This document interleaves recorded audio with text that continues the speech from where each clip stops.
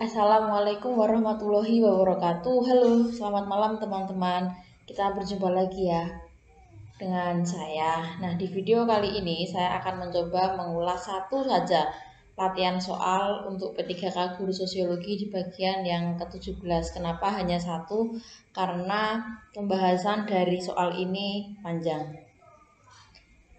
Soalnya ini, contoh penerapan teori behavioristik yang dilakukan oleh guru saat ini dalam media digital dalam praktek pembelajaran adalah apakah A. Google dan YouTube, B. PowerPoint dan Microsoft Word, C. PowerPoint dan multimedia, D. Internet dan media Zoom, atau E. Internet dan PowerPoint. Nah, untuk menjawab soal ini kita perlu tahu esensi dari teori behavioristik itu sendiri. Maka dalam bagian ke-17 ini saya akan mengulas terkait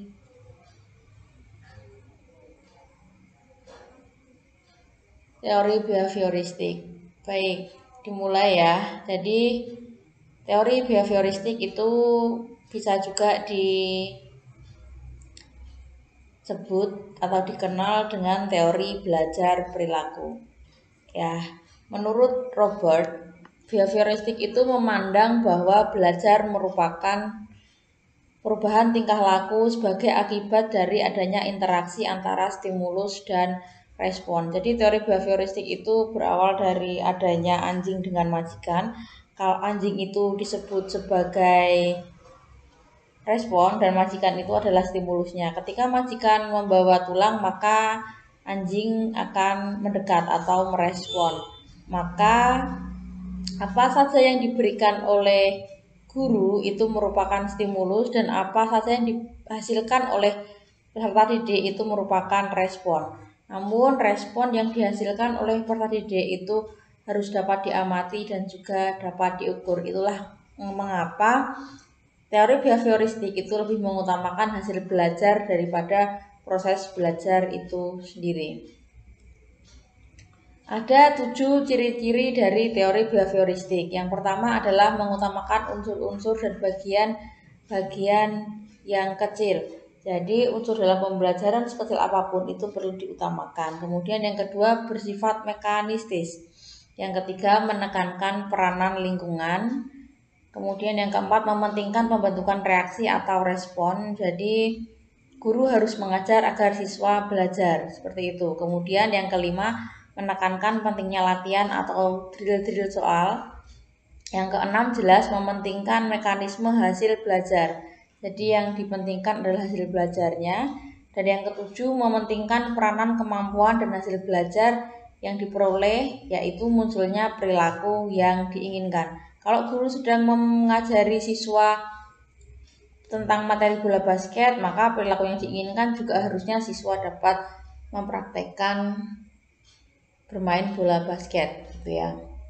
Maka dalam teori behavioristik itu memandang bahwa pengetahuan itu adalah objektif, pasti, tetap, dan tidak berubah. Maka pengetahuan itu telah terstruktur dengan rapi, sehingga belajar itu hanya memperoleh pengetahuan, sedangkan mengajar adalah memindahkan pengetahuan ke peserta didiknya. Artinya, apa yang dipahami oleh guru itulah yang harus dipahami oleh muridnya. Jadi, mengajar itu adalah memindahkan isi kepala dari guru kepada siswanya. Dianggap bahwa guru itu stimulus dan siswa adalah responnya. Maka, implikasi teori behavioristik dalam pembelajaran. Teori behavioristik ini ternyata mendominasi praktek pembelajaran di Indonesia walaupun sudah tidak relevan ya. Karena tampak jelas pada pembelajaran yang sering dilakukan pembiasaan atau drill disertai dengan hukuman atau reinforcement.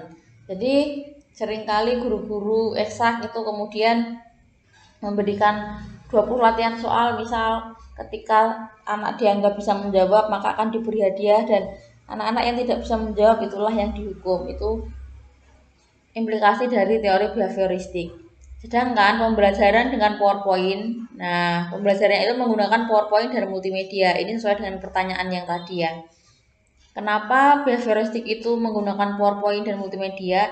karena PowerPoint itu cenderung satu arah. Jadi semua yang konsep-konsep, teori, kemudian definisi dan makna-makna dalam pembelajaran itu sudah tertuang dalam PowerPoint. Jadi siswa hanya belajar melalui PowerPoint yang sudah disediakan. Siswa tidak mencari konsep sendiri atau membangun konsepnya sendiri seperti dalam teori konstruktivistik. Yang kedua adalah menggunakan multimedia. Kenapa multimedia? Karena dalam multimedia itu di situ sudah ada definisi, sudah ada soal, sudah ada jawaban, sudah ada videonya. Jadi semua sudah tersedia. Sehingga di dalam teori behavioristik, peserta didik itu diharapkan memiliki pemahaman yang sama dengan pengembangnya. Jadi latihan yang diberikan pun cenderung memiliki satu jawaban yang benar. Seperti ujian nasional itu adalah behavioristik sekali.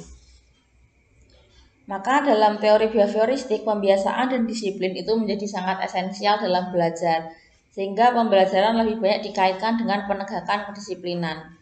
Ketidakmampuan dalam belajar oleh siswa itu dikategorikan sebagai kesalahan yang perlu dihukum, ya anak-anak remedi itu perlu dihukum. Dan keberhasilan belajar dikategorikan sebagai bentuk perilaku yang pantas diberi hadiah. Demikian juga ketaatan pada aturan dipandang sebagai penentu keberhasilan dalam belajar. Maka ada yang namanya aktivitas mimetik di dalam teori behavioristik.